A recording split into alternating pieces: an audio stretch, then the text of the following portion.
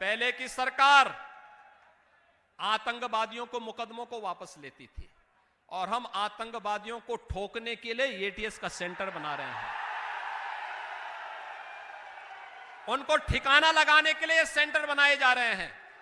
अगर देश के खिलाफ साजिश करोगे, हमारे नागरिकों की सुरक्षा के लिए खतरा बनोगे, तो हमारे कमांडो तुम्हें निकाल करके कहीं भी छुपोगे, ओसामा बिन लादेन की तरह कहीं भी छुपे रहोगे तो भी निकाल करके तुम्हारा काम तमाम करने का कार्य करेंगे। और इसलिए ये सेंटर, यहां पे हमारे 56 कमांडो हमेशा तैनात रहेंगे। कहीं भी आसपास के क्षेत्र में कोई हरकत हुई नहीं, दिन में, रात में, सुबह शाम, हर समय वे तैयार रहेंगे और फिर उनका काम तमाम करने के लिए कुछ ही मिनटों में वे वहां पहुंचेंगे। आज एक साथ सहारनपुर कमिश्नरी से जुड़े हुए लोगों को बहुत सारी सुविधाएं प्राप्त हो रही हैं। अभी यहां पर मैंने मंच पर अपने युवा साथियों को टैबलेट और स्मार्टफोन दिया, लेकिन साथ ही सुरक्षा के लिए एंटी टेररिस्ट स्क्वाड के एक सेंटर का शिलान्यास भी आपके देवबंद में किया है।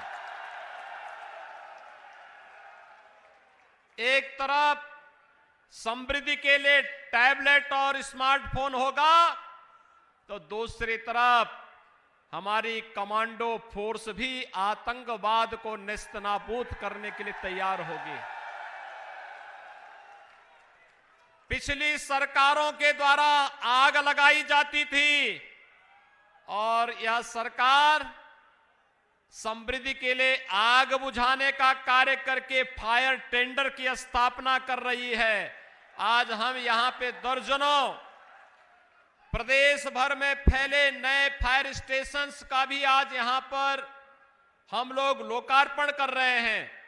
और साथ ही जब सहारनपुर में आए हैं तो सहारनपुर की अनेक विकास की परियोजनाओं का लोकार्पण और शिलान्यास का कार्यक्रम भी यहां पर संपन्न हो रहा है। मैं इन सभी कार्यक्रमों के लिए सबसे पहले अपने युवा साथियों को टैबलेट और स्मार्टफोन प्राप्त होने पर हृदय से बधाई देता हूं।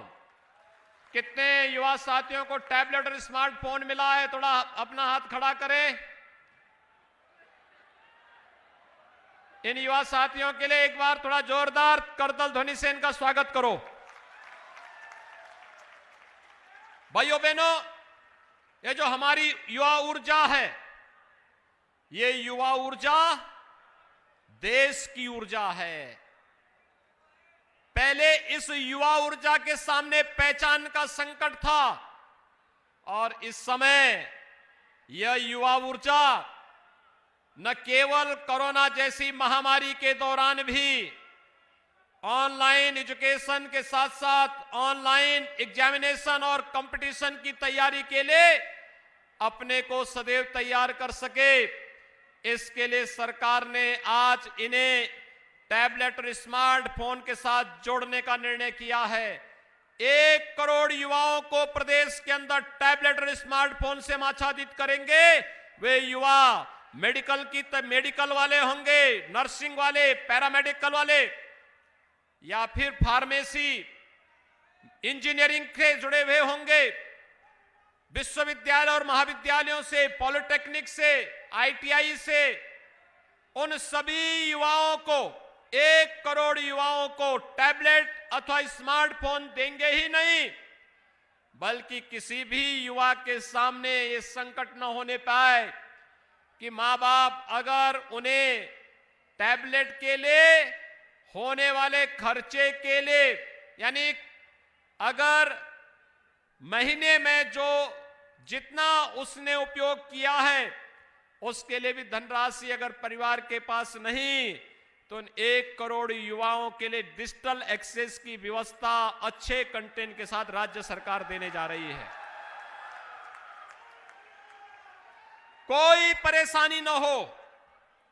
उत्तर प्रदेश का युवा भी वह केवल एक अब युवा ही नहीं दिखेगा, स्मार्ट युवा दिखेगा। और स्मार्ट युवा के लिए आज मैं सहारनपुर कमिश्नरी से जुड़े हुए इन सभी युवाओं को भी हृदय से बधाई देता हूं, इन्हें अपनी शुभकामनाएं देता हूं। भाइयों बहनों, यहां पर हम लोगों ने आज एटीएस के एक सेंटर का शिलान्यास किया है। भाइयों बहनों, ये एटीएस का सेंटर आप सब जानते हैं, Uttar Pradesh anti terrorist squad, इसने बहुत अच्छे काम किए हैं। आपने देखा होगा पहले की सरकारों में आतंकी हमले होते थे, कभी राम जन्मभूमि पर, कभी काशी के संकट मोचन मंदिर पर, कहीं लखनऊ की कचहरी पर, कभी काशी की कचहरी पर, कहीं पर रामपुर के सीआईएसएफ के सेंटर पर। ये लगातार आतंकी हमले होते थे और आतंकवादी भी गिरगिट की तरह कैसे रंग बदलते थे, वैसे ही जैसे आज समाजवादी पार्टी के बबुआ भी अब बोल रहे हैं ना। आपने देखा होगा, आप उनके वक्तव्य क्या आ रहे हैं। आज वो भी बोल रहे हैं कि अगर उनकी सरकार होती तो वो भी राम मंदिर का निर्माण करा देते।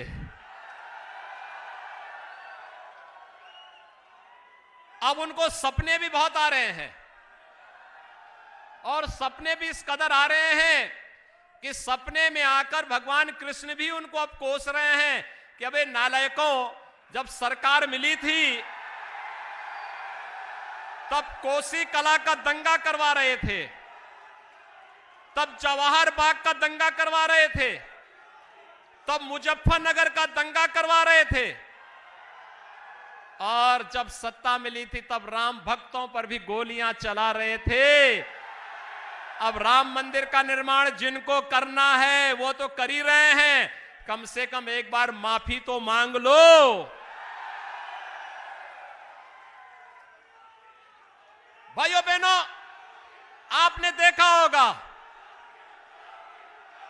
रंग बदलने में माहिर इन लोगों को आज देख करके गिरगिट भी शर्मा जाएगा कि वास्तव में अब तक तो उसको ही ये उपलब्धि हासिल थी कि वह समय के अनुरूप अपना रंग बदल देता था, लेकिन अपनी बोली भाषा में विपक्ष के नेता कैसे अपना रंग और रूप बदल दे रहे हैं। आज किसी को राम मंदिर की याद आ रही है, किसी को भगवान कृष्ण की याद आ रही है, लेकिन जब सत्ता मिली थी तब तो पूरे प्रदेश को इन्होंने बेगाना बना दिया था। लेकिन हम लोगों ने पहले दिन कहा था ना कि अपराध और अपराधियों के प्रति जीरो टॉलरेंस की नीति के तहत कार्य करेंगे। जीरो टॉलरेंस पहली बार आपने देखा होगा 5 साल होने जा रहे हैं और प्रदेश में कोई दंगा नहीं, क्योंकि दंगाइयों को मालूम है दंगा करेंगे तो 7 पीढ़ियां भरते भरते थक जाएंगी, लेकिन भरपाई नहीं होगी। और इसीलिए दंगाई भी आज समझ गए हैं, और जो गरीबों की संपत्ति पर, व्यापारियों की संपत्ति पर, सार्वजनिक संपत्तियों पर कब्जा करते थे, वे भी अब भूल गए। उनको मालूम है अगर अब सार्वजनिक संपत्ति पर कब्जा करेंगे, अवैध खनन का कार्य करेंगे, अवैध वन कटान का कार्य करेंगे, तो सरकार का बुलडोजर उनके भवनों पर चलने के लिए तैयार खड़ा है। बेटियों की सुरक्षा के लिए जो लोग खतरा बने हुए थे, उनको भी मालूम है अब बेटियों की सुरक्षा के लिए खतरा बनेंगे तो उसके बाद क्या हाल होने जा रहा है। और भाइयों बहनों, इसीलिए यहां पर आपने देखा होगा यही लोग जो कैराना का पलायन कराते थे, आज वही लोग सब्जी बेचने के लिए और ठेला लगाने के लिए मजबूर हो रहे हैं। ये सरकार की अनक होती है। पहले की सरकार इन दंगाइयों को मुख्यमंत्री आवास पे बुलाती थी, गले लगाती थी, सम्मानित करती थी, अब मुख्यमंत्री आवास से आदेश पारित होते हैं कि बेटियों की सुरक्षा के लिए खतरा बने हुए तत्वों के लिए पुलिस ऐसा कार्रवाई करे कि इनको आने वाली कई पीढ़ियां अपराध की दुनिया से इनके बाहर हो जाए। भाइयों बहनों, ये बदलाव आपको दिखाई दे रहा होगा। आपने देखा है प्रदेश को बदलते हुए। पहले कोई एटीएस के बारे में, एसटीएफ के बारे में, अपराध नियंत्रण के बारे में चर्चा ही नहीं करता था। पहले इन पे चर्चा ही नहीं होती थी। अभी पिछले दिनों हम लोग आए थे माननीय गृह मंत्री जी के साथ में, और सहारनपुर कमिश्नरी की दशकों से मांग थी कि सहारनपुर में एक विश्वविद्यालय होना चाहिए। हम लोगों ने विश्वविद्यालय दे दिया ना, अब कुलपति की भी नियुक्ति हो गई है, और कुलपति की नियुक्ति के साथ नया विश्वविद्यालय इस सत्र में आपका प्रारंभ हो जाएगा। और विश्वविद्यालय चलेगा तो अब मां शाकंभरी के नाम पर ही देश और दुनिया में यहां की डिग्री जाएगी। मां शाकंभरी का नाम जहां जहां जाएगा, सहारनपुर का नाम भी वहां वहां जाएगा। क्योंकि सहारनपुर यहां के किसानों ने, यहां के नौजवानों ने, यहां के हस्तशिल्पियों ने अपनी मेहनत से, अपने पुरुषार्थ से सहारनपुर को एक पहचान दिलाई। पहले की सरकारों के लिए सहारनपुर दूर होता था। 5 साल में से अखिलेश यादव सहारनपुर में बामुश्किल एक बार भी नहीं आए होंगे। और भाइयों बहनों, मैं सहारनपुर की इस 5 साल में दर्जनों यात्रा कर चुका हूं, क्योंकि मेरे लिए जितना लखनऊ वैसे ही सहारनपुर। और इसीलिए भाइयों बहनों, आज इन सभी योजनाओं का सौगात देने के लिए मैं विशेष रूप से यहां पर आया हूं, आपको आश्वस्त करने के लिए। पहले की सरकार आतंकवादियों को, मुकदमों को वापस लेती थी, और हम आतंकवादियों को ठोकने के लिए एटीएस का सेंटर बना रहे हैं। उनको ठिकाना लगाने के लिए सेंटर बनाए जा रहे हैं। अगर देश के खिलाफ साजिश करोगे, हमारे नागरिकों की सुरक्षा के लिए खतरा बनोगे, तो हमारे कमांडो तुम्हें निकाल करके कहीं भी छुपोगे, ओसामा बिन लादेन की तरह कहीं भी छुपे रहोगे तो भी निकाल करके तुम्हारा काम तमाम करने का कार्य करेंगे। और इसलिए ये सेंटर, यहां पे हमारे 56 कमांडो हमेशा तैनात रहेंगे। कहीं भी आसपास के क्षेत्र में कोई हरकत हुई नहीं, दिन में, रात में, सुबह शाम, हर समय वे तैयार रहेंगे, और फिर उनका काम तमाम करने के लिए कुछ ही मिनटों में वे वहां पहुंचेंगे। भाइयों बहनों, ये विकास पहले भी हो सकता था, ये काम पहले भी हो सकता था, विश्वविद्यालय पहले भी बन सकता था। पिछली सरकार क्या कर रही थी? समाजवादी पार्टी की सरकार थी, और सहारनपुर मेडिकल कॉलेज जो मान्यवर कांसीराम जी के नाम पर था, उसका नामकरण ही उसने बदल दिया। लखनऊ में भाषा विश्वविद्यालय था कांसीराम जी के नाम पर, समाजवादी पार्टी ने उसका नाम भी बदल दिया। भाषा विश्वविद्यालय का नाम दूसरा कर दिया, नाम ही बदल दिया। बाबा साहब भीमराव अंबेडकर के नाम पर बने हुए स्मारक को तोड़ने की धमकी देती थी सपा की सरकार। भाइयों बहनों, हमारी सरकार ने बाबा साहब भीमराव अंबेडकर का भरपूर सम्मान किया। प्रधानमंत्री मोदी जी ने बाबा साहब भीमराव अंबेडकर के जुड़े हुए 5 स्थलों को पंच तीर्थ के रूप में विकसित किया। हम लोग वाराणसी में संत रविदास जी के जन्मभूमि पर भव्य स्मारक और पर्यटन विकास की योजनाओं को आगे बढ़ाने का कार्य कर रहे हैं। तो महर्षि वाल्मीकि की जन्मभूमि लालापुर में पर्यटन विकास का कार्य भी हमारी सरकार और भारत की सरकार मिलकर के कर रही। डबल इंजन की सरकार डबल डोज का काम भी करती है, जनता को दुगना कई गुना लाभ भी देती है। लेकिन जब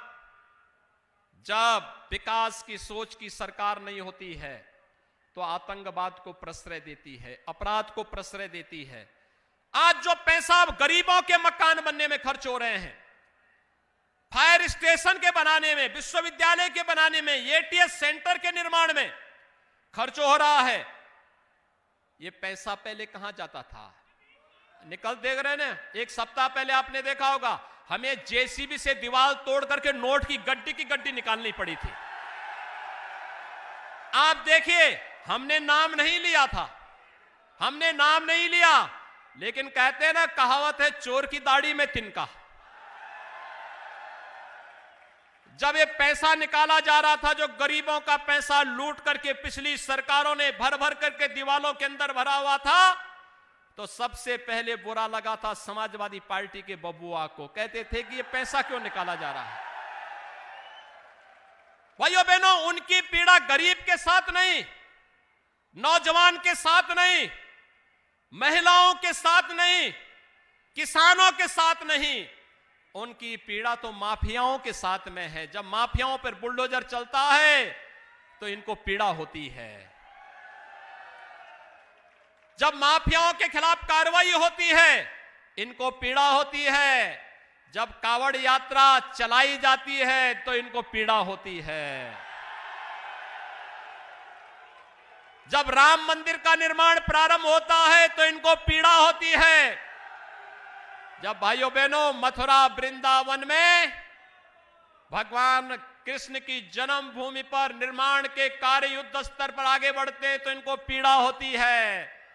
लेकिन हमारी सरकार जो कहती है सो करके दिखाती भी है।